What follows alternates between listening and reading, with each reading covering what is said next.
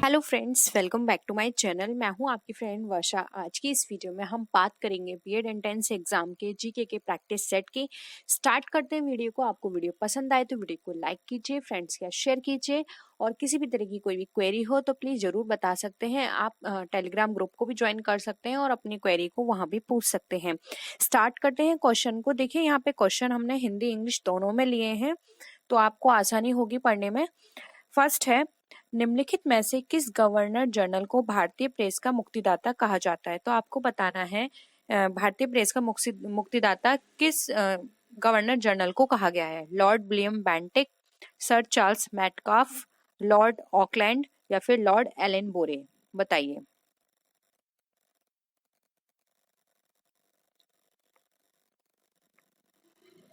देखिए, इसका जो राइट आंसर है वो है यहाँ पर option number B, sir Charles Metcalfe. Sir Charles Metcalfe को 20 मार्च 1835 से 4 मार्च 1936 के बीच भारत के गवर्नर जनरल ये रहे थे, यानी इनका ये टाइम पीरियड था।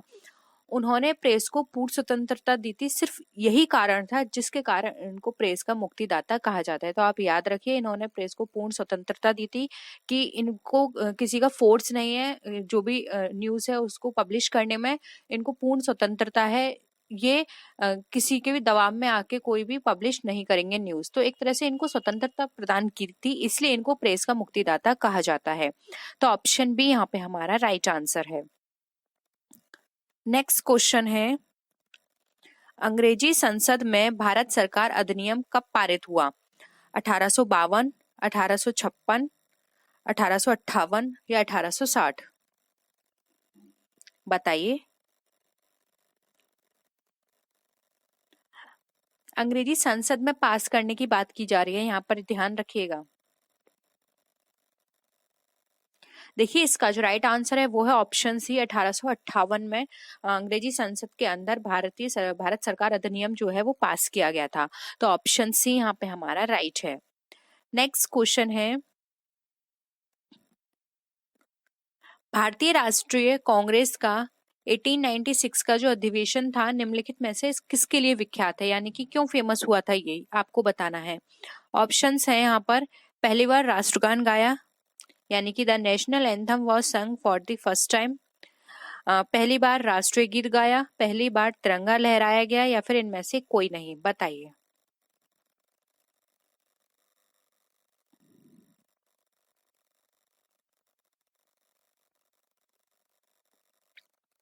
देखिए, इसमें जो राइट आंसर हो जाएगा वो होगा यहाँ पे ऑप्शन नंबर, यहाँ पर अगर हम बात करें तो वो हो जाएगा हमारा बी।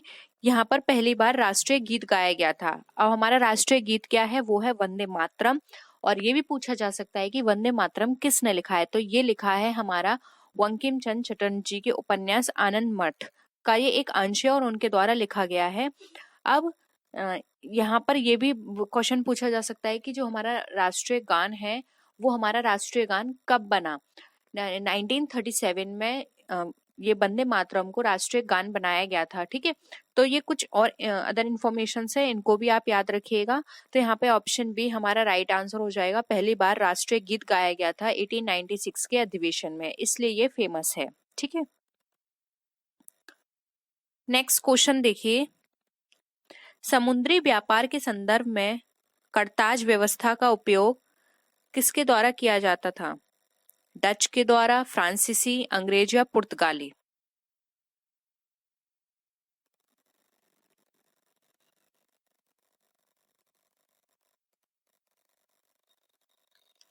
देखिए, राइट आंसर है इसका ऑप्शन डी, पुर्तगाली द्वारा। और ये करताज व्यवस्था किससे संबंधित है? तो ये समुद्री व्यापार जब किया जाता था तो उसके व्यापार लाइसेंस से संबंधित है। 20वीं शताब्दी ने अंग्रेजों ने भी नेवी सल्ट नामक व्यवस्था शुरू की थी, यानी पुर्तगाली जब समुद्री व्यापार करते थे तो उनको करताज की व्यवस्था वहां पे उन्हें करनी होती थी, जिसका मतलब है व्यापार लाइसेंस है, यानी उनके पास ये लाइसेंस है कि वो समुद्र से व्यापार कर सकते हैं। ठीक है, तो यहाँ पे ऑप्शन डी हमारा राइट आंसर हो जाएगा। नेक्स्ट क्वेश्चन देखिए, सुरेंद्र नाथ बनर्जी के बारे में निम्नलिखित में से कौन सा कथन सही नहीं है? आपको ये बताना है सुरेंद्र नाथ बनर्जी के द्वारा। वे इंडियन नेशनल एसोसिएशन के सह संस्थापक थे। वे कलकत्ता के रिपन कॉलेज के संस्थापक थे। उन्हें राष्ट्रीय चेतना के कॉन्सेप्ट के लिए जाना जाता है। या फिर डी ऑप्शन है, उन्होंने आनंद मोहन बोस के साथ मिलकर साधारण ब्रह्मो समाज की स्थापना की। बताइए किस लिए ये फेमस है।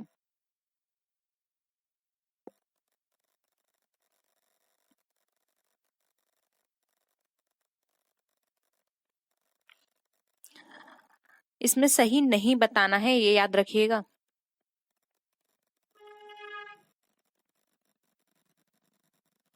देखिए, अगर हम बात करें यहाँ पे वे इंडियन नेशनल एसोसिएशन के संस्थापक थे, तो ये तो बिल्कुल सही है। वे कलकत्ता के रिपन कॉलेज के संस्थापक थे, ये भी सही है। उन्होंने राष्ट्रीय चेतना के कॉन्सेप्ट के लिए जाना जाता है, ये भी सही है। तो ये तीन तो सही है, लेकिन फोर्थ ऑप्शन जो है कि आनंद मोहन के साथ मिलकर साधारण ब्रह्मो समाज की स्थापना की थी, ये गलत है। तो ऑप्शन यहाँ पे हमारा डी ये राइट आंसर हो जाएगा। क्यों गलत है? क्योंकि देखिए, साधारण ब्रह्मो समाज की स्थापना जो थी वो आनंद मोहन बोस जो थे उन्होंने की थी। इनके साथ थे शिवनाथ शास्त्री, शिवचंद्र सेन, उमेश चंद्र दत्ता, ये लोग थे। इनके साथ सुनील नाथ बनर्जी नहीं थे। तो ऑप्शन यहाँ पे डी हमारा इस क्वेश्चन के अकॉर्डिंग राइट आंसर हो जाएगा, क्योंकि इसमें ये पूछा है कि क्या नहीं है। ठीक है, नेक्स्ट देखिए, मुस्लिमों के लिए अलग मतदाता दल के लिए किस कांग्रेस अधिवेशन को जाना जाता है? कराची अधिवेशन 1913, बॉम्बे अधिवेशन 1915, लखनऊ अधिवेशन 1916 या फिर कलकत्ता अधिवेशन 1917। बताइए मुस्लिमों के लिए अलग मतदाता दल किस अधिवेशन से जाना जाता है?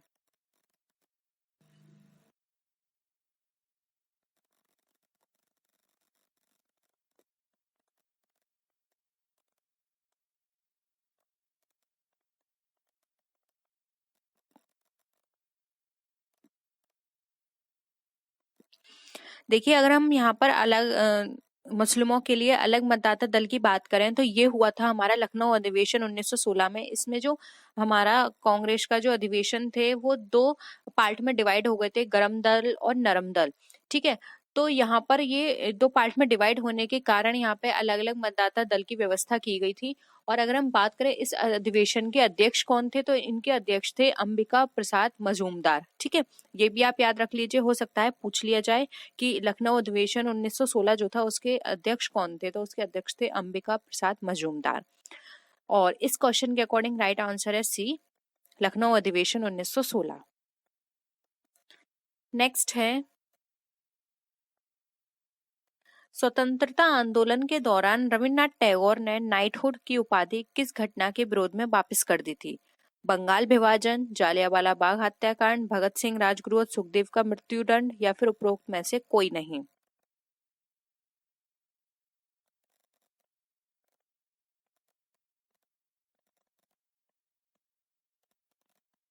ये दोनों ही हिंदी में आ गए हैं, मैं इसको आपको करेक्ट कर दूंगी। ठीक है, ये काट दीजिएगा, ये इंग्लिश में नहीं है। देखते हैं इससे पहले, ये सही है, ये हिंदी में दोनों आ गए हैं। तो मैं करेक्ट कर दूंगी इसे जब आपको पीडीएफ दूंगी। ठीक है, बताइए।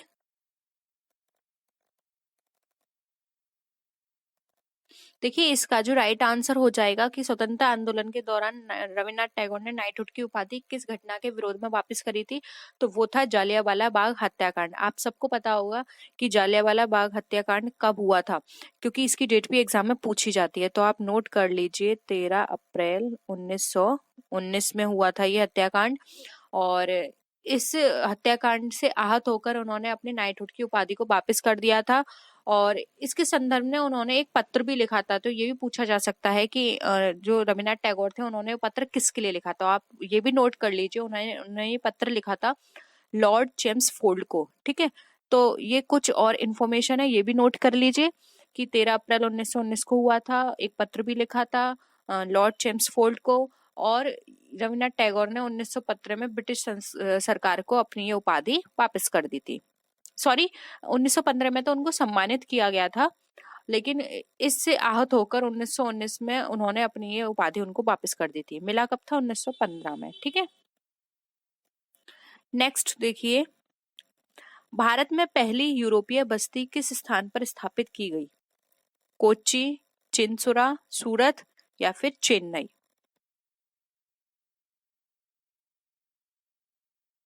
बताइए, जो पहली यूरोपियन बस्ती थी वो कहाँ पर स्टैब्लिश की गई?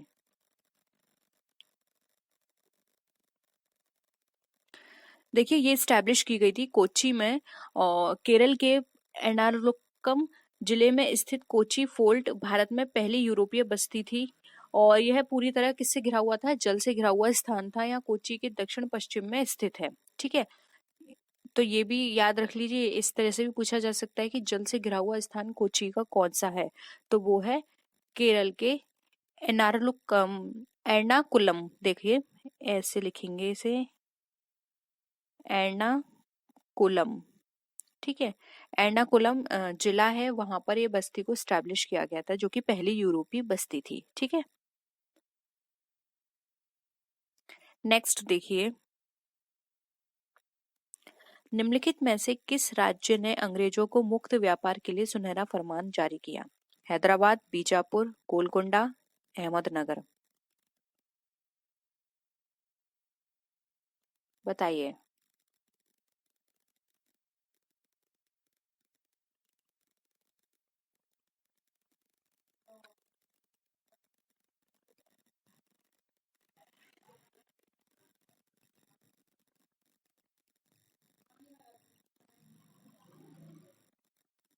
देखिए, अंग्रेजों ने जो मुक्त व्यापार के लिए जो सुरैना फरमान जारी किया था, वो जारी किया था उन्होंने गोलकुंडा से। अ, अगर हम टाइम पीरियड की बात करें तो 1632 में अंग्रेजों को गोलकुंडा का साथ मुक्त व्यापार करने का सुरैना फरमान प्राप्त हुआ था। इसके लिए उनको 500 पैगोडा प्रतिवर्ष भी उनको शुल्क दिया गया था। पैगोडा उस टाइम का कोई मेजरमेंट था, ठीक है, तो आप ऐसे याद रख लीजिए कि 500 रुपए शुल्क था उस टाइम का प्रतिवर्ष, यानी कि पर एनम। ठीक है, तो ये था हमारा ऑप्शन सी, गोलकुंडा से। नेक्स्ट है, सलवाई की संधि किस युद्ध से संबंधित है? प्रथम आंग्ल मैसूर युद्ध, प्रथम आंग्ल मराठा युद्ध, द्वितीय आंग्ल मराठा युद्ध, या फिर द्वितीय आंग्ल मैसूर युद्ध। बताइए।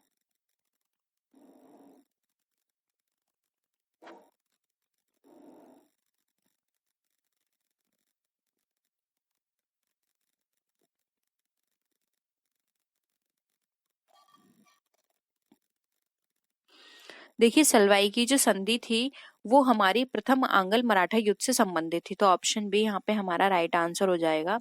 इस संधि में क्या था, जो मराठा साम्राज्य के प्रतिनिधि और ब्रिटिश ईस्ट इंडिया कंपनी के प्रतिनिधि थे, उनके द्वारा हस्ताक्षर किए गए थे। इस संधि के द्वारा अंग्रेज के जो सल्सेत और ब्रोच पर अपना नियंत्रण कायम रखा। यानी कि जो अंग्रेजों ने सल्सेत और ब्रोच थे, उस पर उनका कंट्रोल था, इस संधि में ये बताया गया था।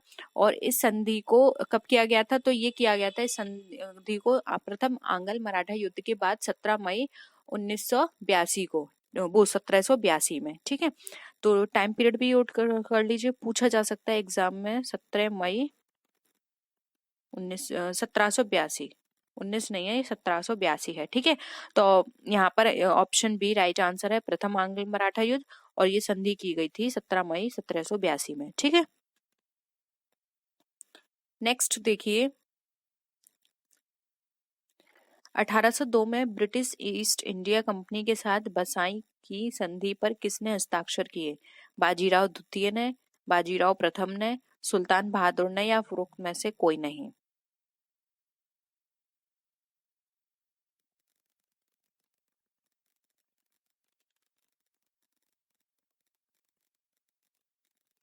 देखिए, बसई की जो संधि है, इस पर जो हस्ताक्षर किए गए थे वो किए गए थे बाजीराव द्वितीय के द्वारा। और ये संधि पर हस्ताक्षर हुए थे 31 दिसंबर 1802 में। ठीक है, ये भी आप नोट कर लीजिए। और बसई की संधि पर बाजीराव द्वितीय के हस्ताक्षर थे ब्रिटिश कंपनी के साथ। नेक्स्ट देखिए, भारत में सहायक गठबंधन किसने शुरू किया? लॉर्ड क्लाइव, लॉर्ड वे लॉर्ड वेल्ले, लॉर्ड कनिंगम, लॉर्ड कैनिंग। बताइए।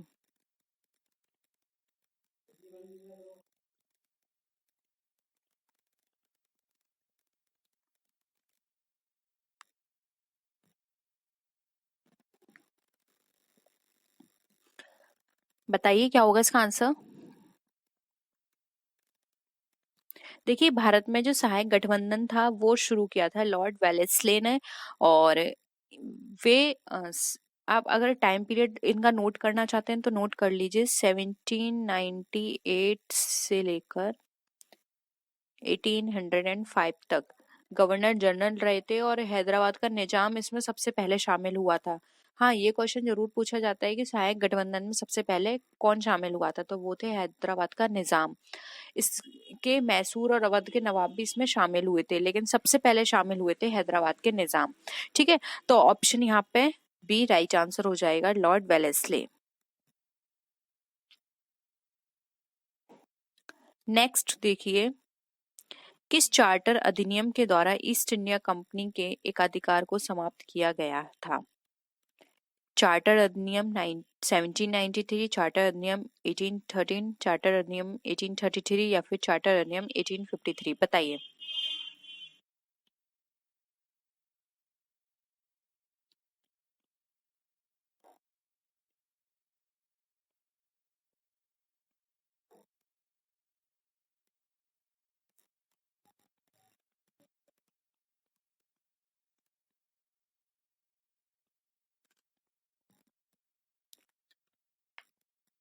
देखिए, चार्टर अधिनियम 1813 के तहत जो ईस्ट इंडिया कंपनी के एकाधिकार था उसको समाप्त कर दिया गया था, तो यहाँ पे ऑप्शन बी हमारा राइट आंसर हो जाएगा। ठीक है, फिर है, कांग्रेस की अध्यक्षता करने वाली पहली भारतीय महिला कौन थी? सरोजनी नायडू, एनी बेसेंट, नेली सेन गुप्ता या फिर इंदिरा गांधी?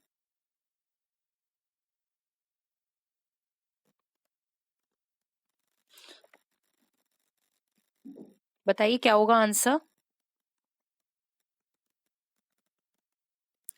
देखिए, कांग्रेस की अध्यक्षता सबसे पहले की थी सरोजनी नायडू में, और इन्होंने कब की थी तो ये भी नोट कर लीजिए, 1925 का जो कानपुर अधिवेशन हुआ था उसमें की थी इन्होंने, उसकी अध्यक्ष बनी थी। वे कांग्रेस की पहली महिला अध्यक्ष थी, और उनसे पहले एनी बेसेंट कांग्रेस की अध्यक्ष बनी थी। ठीक है, तो यहाँ पर जो ऑप्शन है वो होगा ऑप्शन ए, सरोजनी नायडू।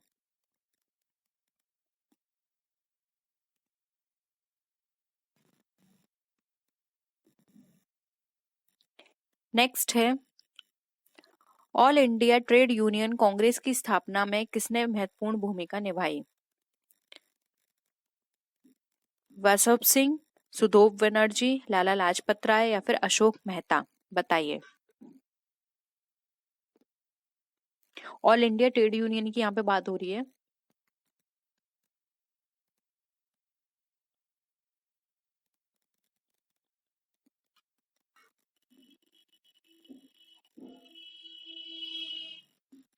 देखिए, ऑल इंडिया ट्रेड यूनियन की यहाँ पर बात करें तो इसकी स्थापना में महत्वपूर्ण भूमिका निभाई थी लाला लाजपत राय ने। ये जो all India trade union Congress थी वो भारत के सबसे पुराने व्यापार संगठनों में से एक है, और इसकी स्थापना आप नोट कर लीजिए, इसकी स्थापना हुई थी 31 अक्टूबर 1920 को बॉम्बे में लाला लाजपत राय ने की थी, और बाद में यह संगठन भारतीय कम्युनिस्ट पार्टी से जुड़ गया। तो ये भी पूछा जा सकता है कि all India trade union Congress जो था वो बाद में किस पार्टी से जुड़ा, तो वो जुड़ा था भारतीय कम्युनिस्ट पार्टी से। ठीक है, तो यहाँ पे इसके according option C right answer है, लाला लाजपत राय। नेक्स्ट है जो कि बहुत ही इंपॉर्टेंट क्वेश्चन है, दूसरा गोलमेज सम्मेलन कब हुआ? आपको प्रथम, द्वितीय, तृतीय तीनों गोलमेज सम्मेलन आपको पता होने चाहिए। टाइम देखिए इसका, 17 नवंबर 1932, 12 नवंबर 1930, 7 सितंबर 1931, 7 सितंबर 1932, बताइए।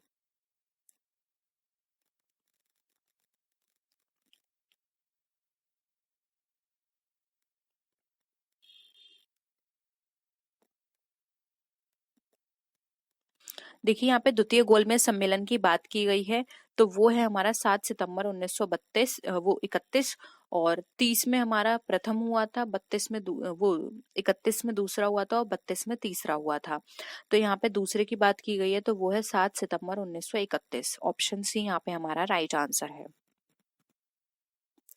नेक्स्ट है, स्वतंत्रता आंदोलन के दौरान केसरी नामक समाचार पत्र किसने शुरू किया था? सुभाष चंद्र बोस ने, बाल गंगाधर तिलक ने, मोहम्मद अली जिन्ना ने, या फिर लाला लाजपत राय ने?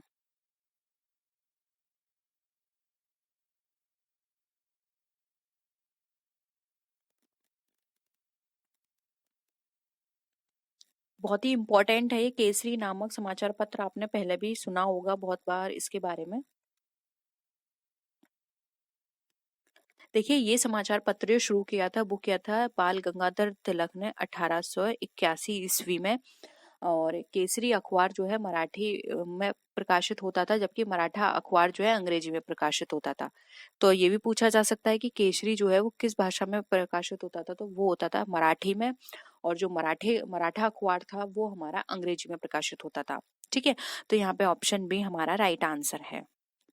नेक्स्ट है, 1906 में मुस्लिम लीग की स्थापना किस स्थान पर की गई थी? ढाका, नयिबद्वाब, इस्लामाबाद, या फिर मस्कट?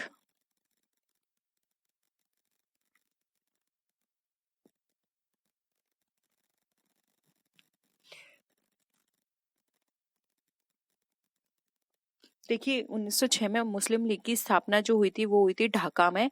और यह अलीगढ़ आंदोलन से उभर कर आई थी।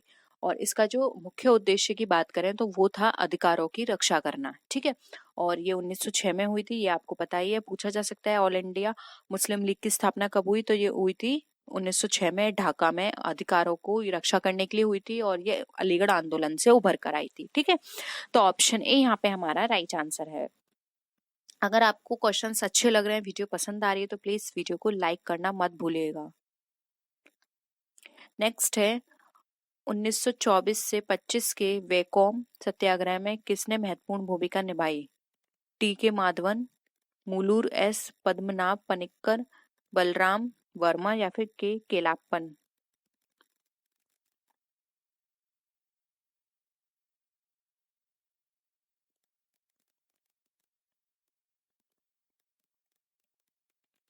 बताइए।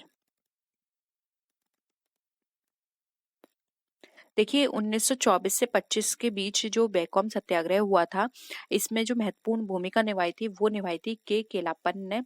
और ये जो हम बात करें सत्याग्रह की, तो ये हुआ था त्रावणकोर में जो छुआछूत हुआ था उसके विरुद्ध में हुआ था।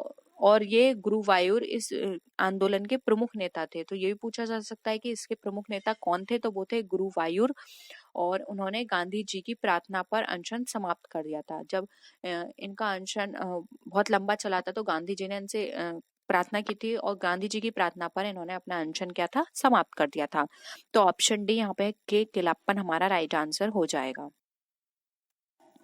नेक्स्ट क्वेश्चन है, 1867 में नवगोपाल मिश्रा ने हिंदू मेला की शुरुआत किस स्थान पर की थी? कलकत्ता, दिल्ली, इस्लामाबाद, या फिर वाराणसी?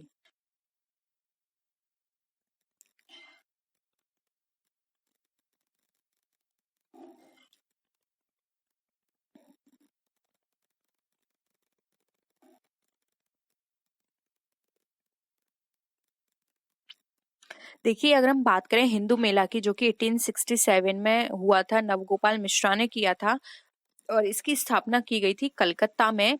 और अगर हम बात करें इस मेले की, तो इसको चैत्र मेला भी कहा जाता है। क्या कहा जाता है? चैत्र मेला। ठीक है, और यह राजनारायण बासु, द्विजेंद्र नाथ टैगोर और नवगोपाल मिश्रा के संयुक्त प्रयासों से हुआ था। यानी कि 3 लोग थे इसके अंदर, राजनारायण बासु, द्विजेंद्र नाथ टैगोर और नवगोपाल मिश्रा। और कहाँ हुआ था? ये हुआ था कलकत्ता में। ठीक है, तो आज के लिए इतना ही। होप आपको आज के क्वेश्चंस इंटरेस्टिंग लगे होंगे, वीडियो पसंद आया होगा। और किसी भी तरह की कोई भी क्वेरी हो, कमेंट सेक्शन में बता सकते हैं। वीडियो लाइक करना मत भूलिएगा। चैनल सब्सक्राइब नहीं किया तो चैनल को जरूर सब्सक्राइब कर लीजिए और अपने फ्रेंड्स के साथ जरूर शेयर कीजिएगा। तो नेक्स्ट वीडियो में फिर मिलते हैं आपसे और भी अच्छी वीडियोस के साथ। तब तक के लिए टेक केयर, बाय बाय।